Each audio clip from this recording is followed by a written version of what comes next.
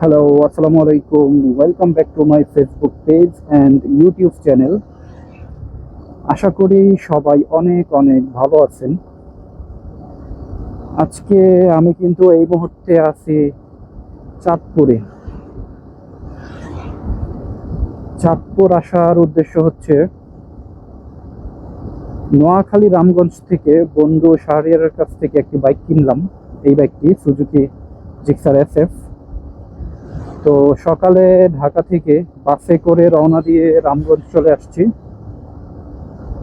রামগঞ্জ আসার পর এখানে বন্ধুর সাথে দেখা করে খাওয়া দাওয়ার পর্ব শেষ করে দেন বাইক নিলাম। তো এখন বাড়ি ফেরার পালা, ঢাকায় যাব। তো চিন্তা করছি আসলে কোন ওয়েতে যাওয়া যায়, কোন দিক দিয়ে যাওয়া যায়, বাইক রাইড করে যাব না লঞ্চে করে ঢাকা চলে যাব। তো আমার মনে হয় লঞ্চে করে যাওয়াটাই বেটার হবে, কারণ অনেক সকালে ঘুম থেকে উঠে নোয়াখালী আসছি, বাস জার্নি করে আসছি। তো এখন মন চাচ্ছে না রাইড করে আবার ঢাকায় যাই। চাইলে যেতে পারবো, বাট যাব না। এখন ফাইনালি একটা ডিসিশন নিয়েই নিছি যে এখান থেকে আমরা চাঁদপুর যাব। চাঁদপুর গিয়ে লঞ্চ ঘাট থেকে বাইক লঞ্চে উঠিয়ে দেন ঢাকায় চলে যাব সদরঘাটে, ওখান থেকে বাসে চলে যাব। তো চলেন রাইড করি চাঁদপুরের রাস্তায়। এই হাইওয়েটা আমার পরিচিত আগে থেকেই, এর আগে কয়েকবার আসা হয়েছে যদিও। এখানে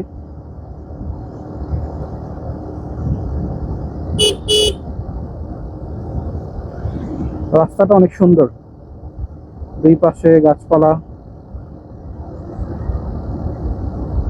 এমন রাস্তাগুলো সচরাচর আমার খুব ভালো লাগে।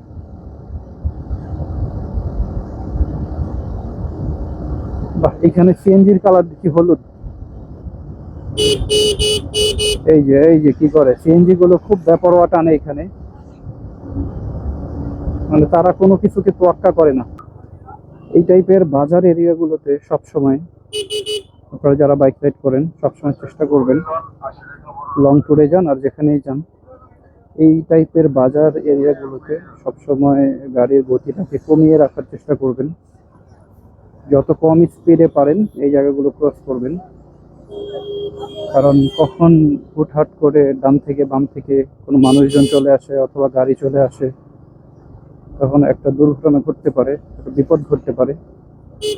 তো এইরকম অনাকাঙ্ক্ষিত দুর্ঘটনা বা সমস্যা থেকে বেঁচে থাকার জন্য, এগুলো এড়িয়ে চলার জন্য এরকম বাজার টাইপের এরিয়াতে আপনি গাড়ির গতিটা একদম কমিয়ে দিবেন। তাহলে আমার মনে হয় এটা সবার জন্য ভালো। ওই যে সামনে থেকে অটো একটা বের হচ্ছে, এটার জন্য আপনাকে অনেক বড় সতর্কতা অবলম্বন করতে হবে, কারণ ও যে কোনো সময় মাথা বের করে দিবে। আর ও মাথা বের করে দিলে একদম বিপদ নিশ্চিত। সোজা চলে গেছে চাঁদপুর আর ডানে চলে গেছে মতলব। আমরা মতলব দিয়ে যাওয়ার মোটামুটি একটা প্ল্যান করছিলাম, কিন্তু মতলব দিয়ে যাব না। আমরা মতলব দিয়ে গেলে একটু কষ্ট হয়ে যাবে, রাইড করতে হবে অনেকটা রাস্তা। তাই সোজা চাঁদপুর দিয়ে লঞ্চে করে চলে যাব।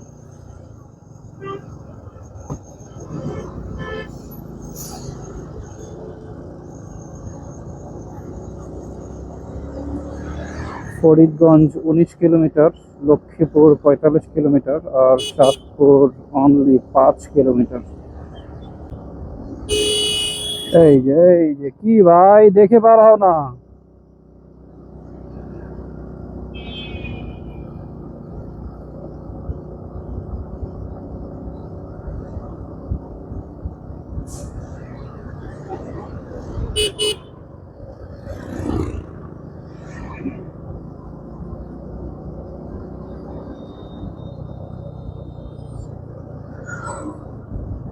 বামে চলে গেছে ফরিদগঞ্জ আর সোজা চাঁদপুর।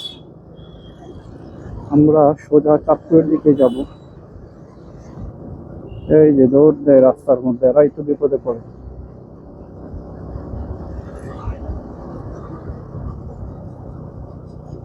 সোজা চাঁদপুর, তাহলে হ্যাঁ সোজাই চলে যাই, বামে আর ফরিদগঞ্জ না যাই। চাঁদপুর মাত্র 2 কিলোমিটার।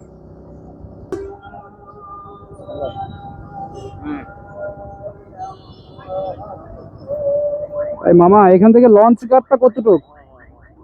হ্যাঁ হ্যাঁ, কোন দিকে সুবিধা হয়? কোন দিক থেকে, কোন দিক দিয়ে গেলে সুবিধা হয়? না, মেন রাস্তা দিয়েই বলেন, মেন রাস্তা দিয়ে যাবো। হ্যাঁ, বামে যাবো, বামে যাবো। মানে কোন দিক দিয়ে রাস্তা ভালো আর আমার গেলে সুবিধা হবে এটা বলেন। বাম দিক থেকে?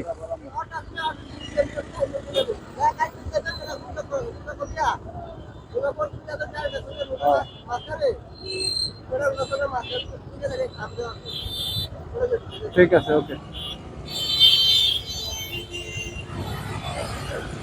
কথা আমি একটু বুঝছি, বাট পরে যে কি বললো কিছুই বুঝলাম না। দেখি, আন্দাজের উপরে যাই।